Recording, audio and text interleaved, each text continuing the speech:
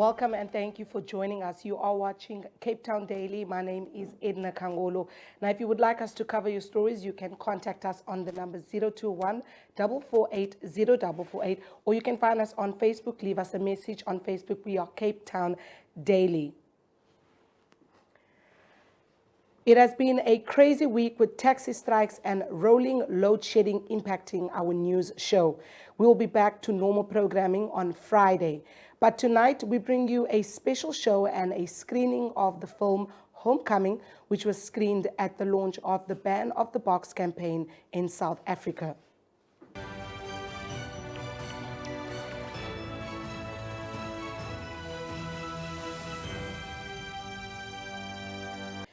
Ban the Box refers to the box that must be ticked on job application forms. The campaign was recently launched in South Africa.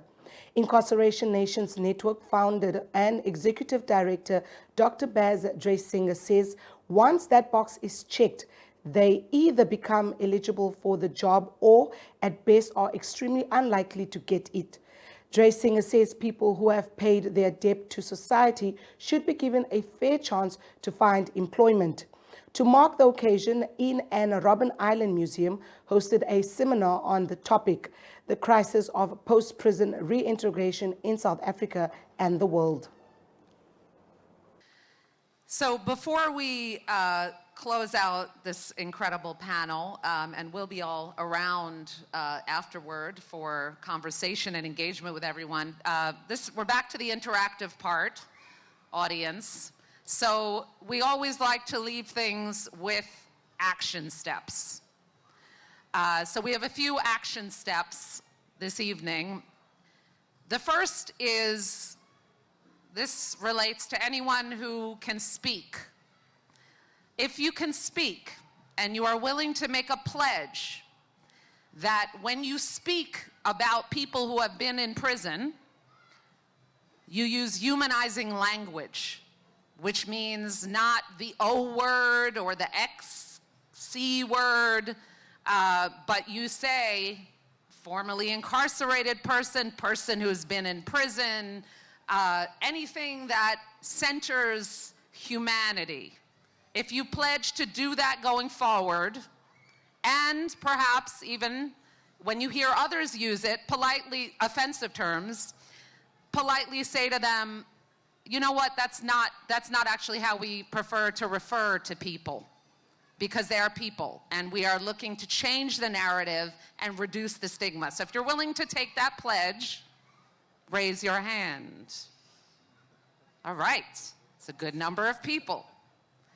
The second is, if anybody has millions and millions of dollars and wants to support all the work, no, if anybody has a connection to a business and hiring practices, hires people, whether it's a Ned Bank or, you know, a small tuck shop, whatever. If you are willing to both pledge your support for your own hiring practices and perhaps be involved in a movement that is what's known as the Fair Chance Hiring Movement. It's a global movement. It's big in the US. It started in Canada, some other places. Do you want to be part of the South African version of that? And start thinking about how corporations are freely able to discriminate in ways that they cannot get away with when it comes to things like race or gender or sexual orientation. But they can ask that question right when you go to takealock.com or whatever it is. Have you been convicted of a crime? Boom, your application is gone. If you are such a person, we have our wonderful, where's MT? Our team leader, our INN team leader. He has a gorgeous yellow notebook. It's an INN notebook, and he will be circling around. Please see MT. He'll take your information, and you'll be able to sign up, and we'll be in touch with you. We are already in conversation with some pretty powerhouse global companies. I won't name names yet, but this is already happening. It's inevitable that it will happen here because it is so blatantly unfair. And so if you want to be a part of that and join forces with us, all of us, then please see MT. He'll get your information and chat to you. Now on to the film produced by the Global Coalition for Justice and Prison Reform Incarceration Nations Network. Homecoming is part of a global docuseries developed by IN. It premiered at the Tribeca Film Festival in New York. The documentary was directed by Dr. Baz Drasinger and produced by the Incarceration Nations Network. Let's take a look.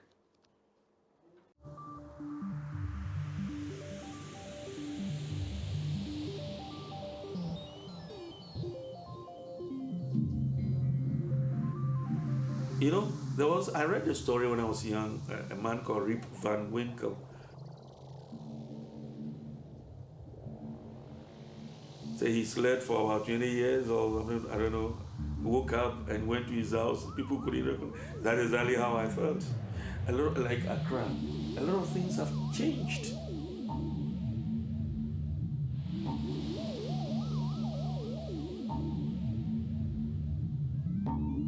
People I knew, small children, are now grown-ups and so on. I couldn't recognize even some of my own children who have not.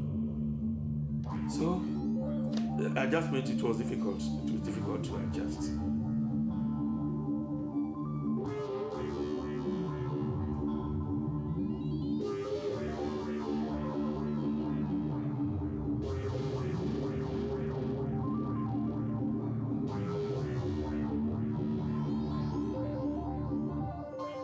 There's been times where I've been released in the past and all I wanted to do was go back to jail because it was all I knew. I didn't know how to live outside.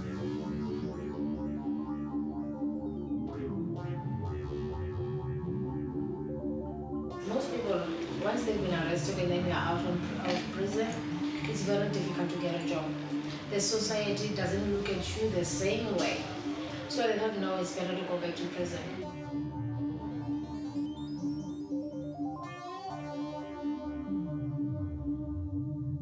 When I got released from custody over a year ago, I was only out for 9 months, and that time they basically told me not to get a job, don't worry about it, like just reintegrate by yourself, no real help. And then when I asked to do things, they were like, oh, you want to do stuff? Like, they were shocked that I actually wanted to keep myself busy. I was in prison over and over and over again, and no one seemed to want to help me. I found help after being 20 years under the authority of the California Department of Corrections.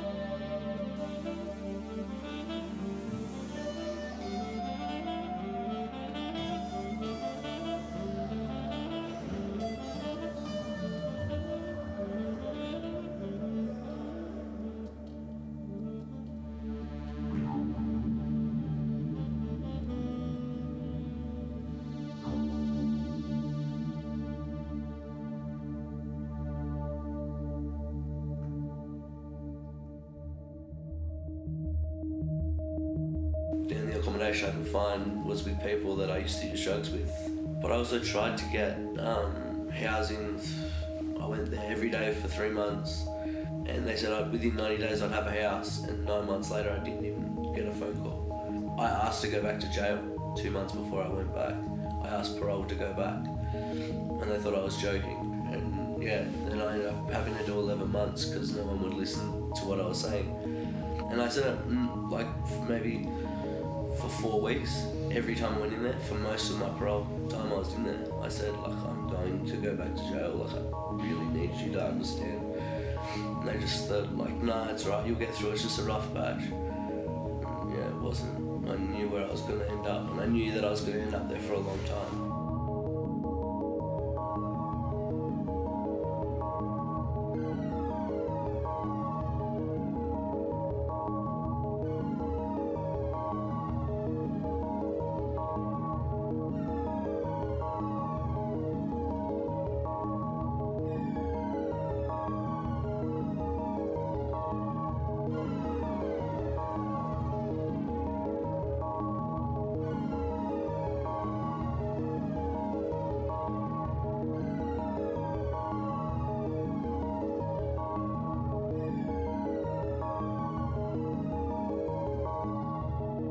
once they found out that you have a criminal record, they were not even gonna call you back.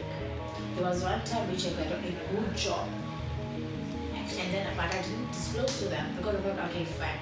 This time around, I'm not gonna disclose to them. I'm not gonna tell them that I have a record. And then someone else tipped them off that I had a record, and then I was doing the job just like that.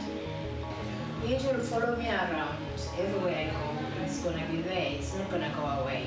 People will know what happened. They're still talking about it. They're still gossiping about it.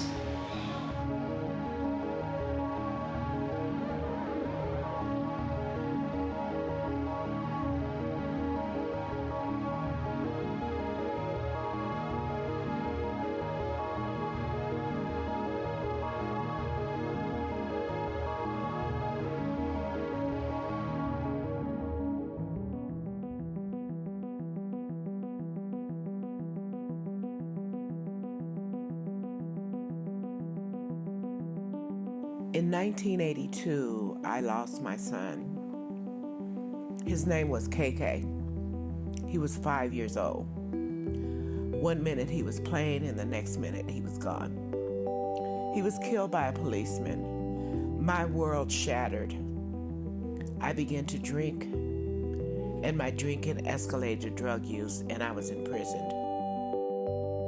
My own personal experience of cycling in and out of the prison system for over 15 years, being sentenced to prison, not offered any reentry services or services for my substance abuse problem.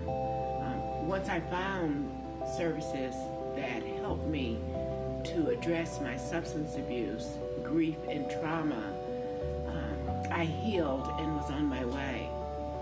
I thought back about how long I had been tied to the criminal justice system and how effective and humane treatment and therapy had been for me, and wondered why it hadn't been offered years, even decades before.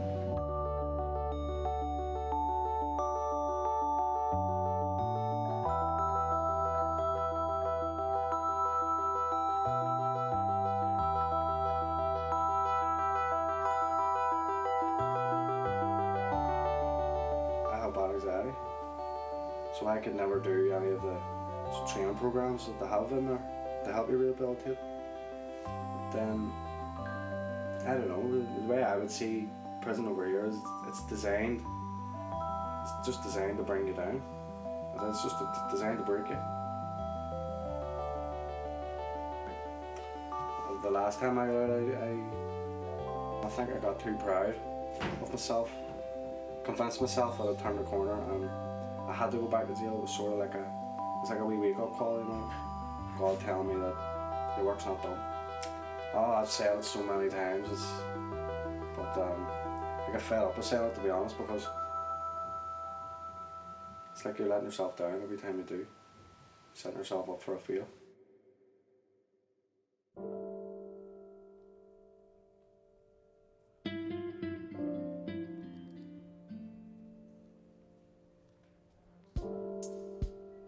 This is the last time I got picked up. I just got picked up, brought home.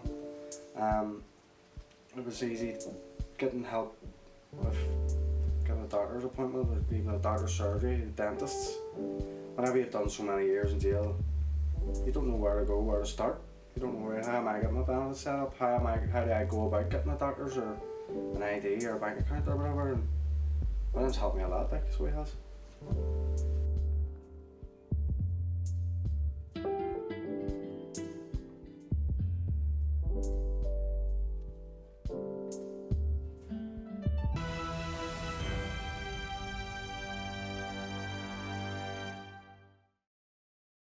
I'd worked with Connor and Reset. Things is very fragile. There's so much that has to change, you know, and one of the hardest things as well is even like friends, circles of friends. We all have different things we want to change, and yet we fail, and then it just becomes, what's the point in saying it anymore? But that's where I think in some instances, the likes of this project, you've got someone who's interested in you.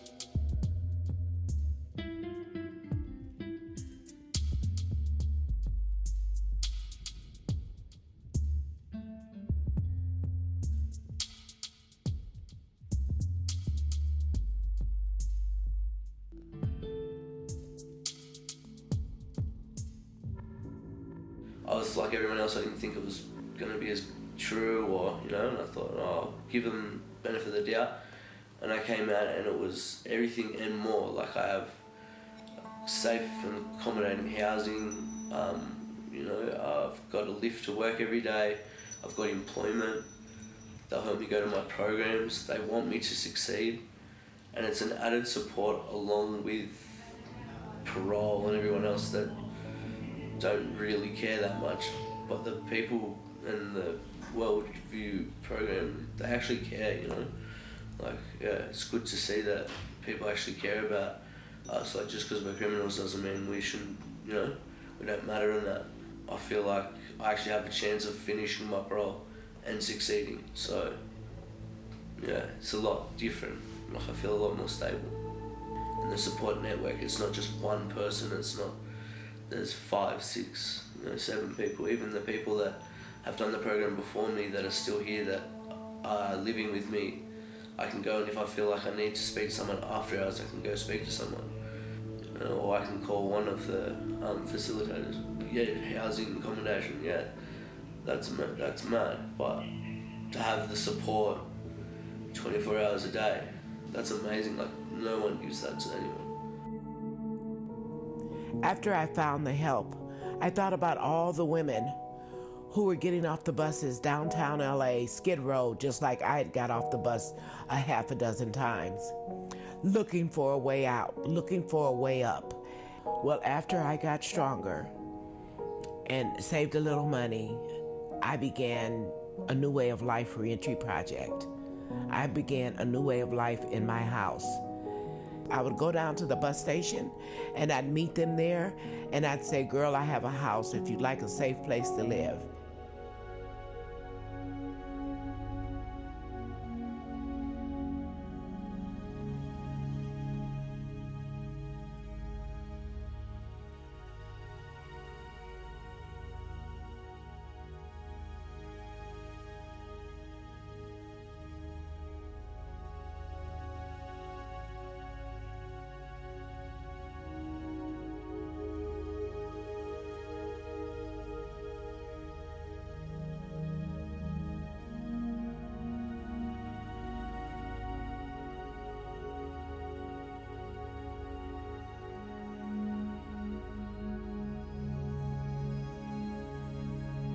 And do you enjoy the hospitality industry? Do you like working in it?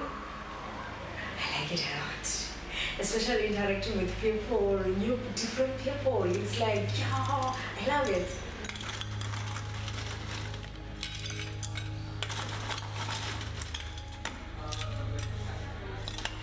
What I love meeting people.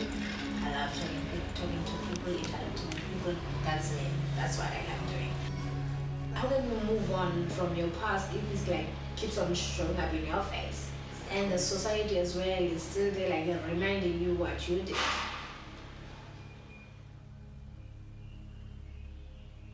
I want to be able to almost do this as well, you know. I want to be able to help people get back on their feet once I have, you know. Yeah, because I know how hard the system is, so I'd rather be able to help someone navigate it, especially if it's their first time. My life dream is simple. It's have a family, nice job, wife, house, car, and that's it. Doesn't even have to be fancy. Yeah, we talked about leaving legacies, didn't we, Connor, the last time? We just want to leave a good legacy to Something to be remembered about. It doesn't be a footballer or a rock star.